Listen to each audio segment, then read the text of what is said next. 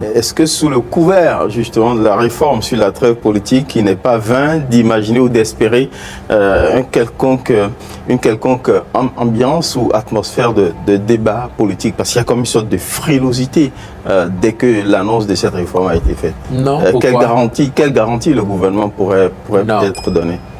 Tout acteur politique sérieux au Bénin aujourd'hui, il sait que s'il veut faire carrière d'acteur politique, il lui faut appartenir à un grand parti, ou s'il a un petit parti, qu'il se fonde dans un grand parti. Et comme ça, il existe. Et rien ne vous dit que demain, les partis que vous avez aujourd'hui, les deux plus gros qui sont là, vous avez vu sur le terrain pendant la campagne l'adversité féroce entre ces partis, entre leurs militants, parfois leurs candidats. Sur le terrain, vous avez vu. Demain, vous aurez peut-être, lorsque la réforme... Et c'est une adversité partisane. Elle n'est pas construite. Ah non, surtout pas. Ce n'était pas une adversité amicale ou partisane. Moi, j'ai été sur le terrain, M. Sounouvou. J'ai été sur le terrain. Pour le compte de quel parti? Et j'ai entendu. J'ai travaillé avec l'UPR, mon parti. Mais j'ai entendu parfois même les discours de gens de mon parti et parfois les discours du parti BR vis-à-vis de candidats UPR. Oui, mais Cela devrait vous rassurer. Ce n'est pas la camaraderie. Et demain, vous ne savez pas pourquoi chacun des partis se bat pour être premier. Pourquoi personne ne veut être deuxième ou troisième? Parce que demain, peut-être, la structuration du jeu politique béninois va se faire autour de ces deux grands partis qui ont vocation à grandir encore. Les marginaux vont soit se fondre, soit disparaître.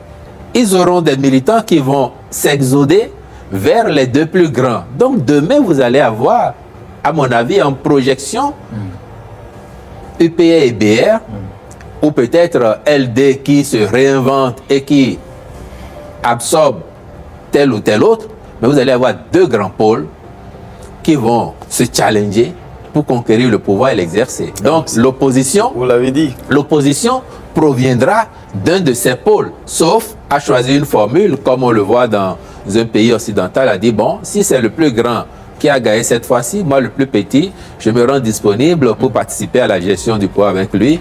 Demain, si c'est moi qui gagne, bon, lui, parce qu'il serait devenu minoritaire, il se mettra également à ma disposition pour apporter sa contribution. Donc, la perspective, c'est que les partis marginaux, s'ils veulent faire carrière politique, être dans des partis de gouvernement, ils vont se fondre avec les plus grands, ou alors ils resteront marginaux, ils vont être des agitateurs d'idées et savoir que leur rôle se limite à cela. Vous avez évoqué tout à l'heure que dans la suite de l'animation de la vie politique, il se pourrait que nous ayons deux grands partis, notamment l'UP ou le BR. Mais qu'est-ce que vous dites de Moël, de Renaissance nationale, en tout cas ces partis qui sont aussi de la mouvance et qui sont présents dans le jeu politique? Ils comptent toujours aux yeux du camp présidentiel? Vous avez cité deux partis, mais Renaissance nationale n'existe plus. Oui, bien sûr. Renaissance nationale a déjà fusionné avec l'UPR. Tout à fait. Et quant à Moël, vous savez, moi je salue le courage du président Yadji et de ses militants, mais je sais aussi que ce sont des personnes intelligentes qui, voyant la dynamique actuelle et conformément à ce que je venais de dire, comprendront forcément que s'ils veulent rester des acteurs politiques qui comptent, il leur faut soit devenir un grand parti, mais là-dessus ils ont du chemin pour rattraper les autres, les absorber, les digérer, ils ont du chemin. Ou alors se fondre dans l'un des grands partis, quitte à y animer un courant en espérant qu'au sein du parti, ce courant devienne majoritaire à un moment ou à un autre. Et je n'ai pas de doute qu'ils sauront apprécier le moment et prendre les décisions qui s'imposeront. Au fond, votre souhait, c'est qu'ils rejoignent l'un ou l'autre des partis. Ce que je viens de vous dire, à mon avis, c'est ce qui se dégage objectivement des observations que nous avons faites au lendemain des élections. Et je connais leur intelligence, ils apprécieront. Allez, on va évoluer, Osias Sounouvou. Monsieur le porte-parole du gouvernement, comment le gouvernement et le président Patrice Talon abordent-ils les derniers mois de ce mandat? Ben avec la même détermination qu'au premier jour. J'ai eu l'occasion de le dire à certains de vos confrères d'éléments. Ça peut paraître bizarre, mais c'est ça la réalité. Le président Talon ne fait pas comme s'il ne reste que 4 mois. Parce que le 24 mai, normalement, il passe la main. Un nouveau président aura été élu, soit le 12 avril, soit 2 semaines plus tard. Il reste 4 mois à tout casser. Mais quand vous l'écoutez, quand vous voyez le rythme de travail qui n'a pas changé, quand vous voyez l'exigence qui n'a pas changé, il est resté le même comme depuis le premier jour. Parce que c'est comme ça que nous allons bâtir ce Bénin grand, ce Bénin moderne, ce Bénin résilient aussi.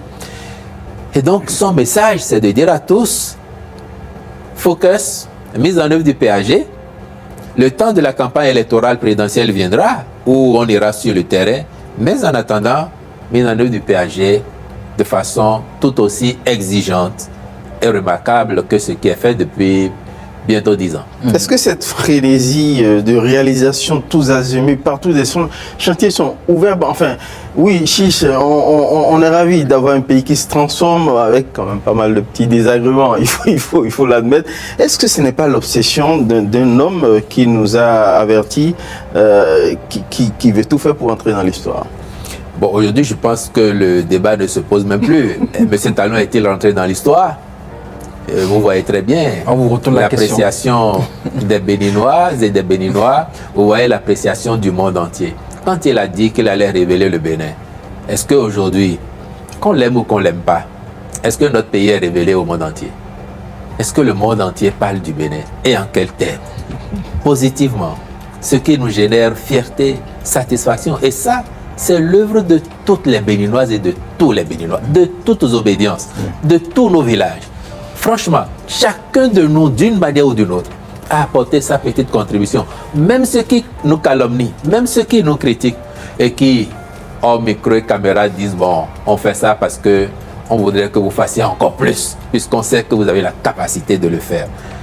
À votre place, on n'aurait pas fait autant. Moi, j'ai entendu d'éminents opposants dire le président Talon, franchement, à sa place, je n'aurais pas fait ça.